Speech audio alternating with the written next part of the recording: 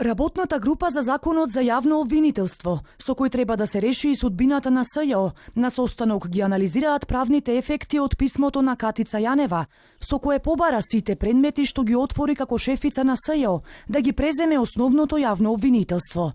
На средба со министерката за правда Рената Десковска, првиот јавен обвинител Љубомир Јовески, заедно со правници, професори и представници од СЈО, анализираат какви последици ќе има наредбата на Јанева врз идните законски решенија. Од Јовески нема официјален став за барањето на Јанева. Во меѓувреме власта и опозицијата кршат копја дали таа има право од притвор да ги предаде своите овластувања. За премиерот Зоран Заев ова е логично решение, бидејќи вели целта и на самите преговори била предметите да одат под капа на основното обвинителство. Јас вчера прашав правниците околу мене, викат да, тоа сосема законски дозволиво, одлуката на специјален јавен обвинител да ги предаде. Немаме никои контакти нели со Катица Јанева да прашаме зошто е тоа така. Она што според мене е очигледно или веројатно била причината наближувањето на 15 септември. 15 септември завршува мандатот на Катица Јанева. Тоа не се пренесува на заменик, на избор на некој друг, туку едноставно се предаваат предметите, веројатно заради безбедноста, сигурноста на сите индици и материјали кои што таму се обезбедени.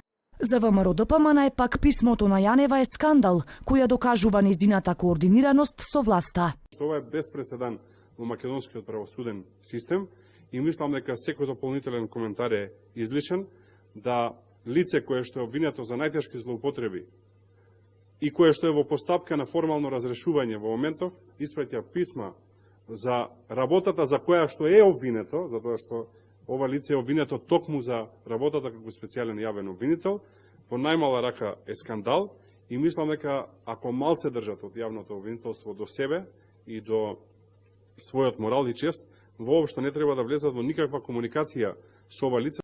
Дел од специјалните јавни обвинители пак во ова гледаат повисока цел. Според Фатиме Фетаи не е важно кој ќе биде обвинител во предметите, се додека не им се дозволи на политичарите преку искористување на правни празнини да избегаат од кривична одговорност. Не е битно дали ќе гони Фатиме, Вилма или некоја трета Костадинка, туку е битно тој што се огрешил пред законот да се соочи со последиците од действијата кои што ги има преземани.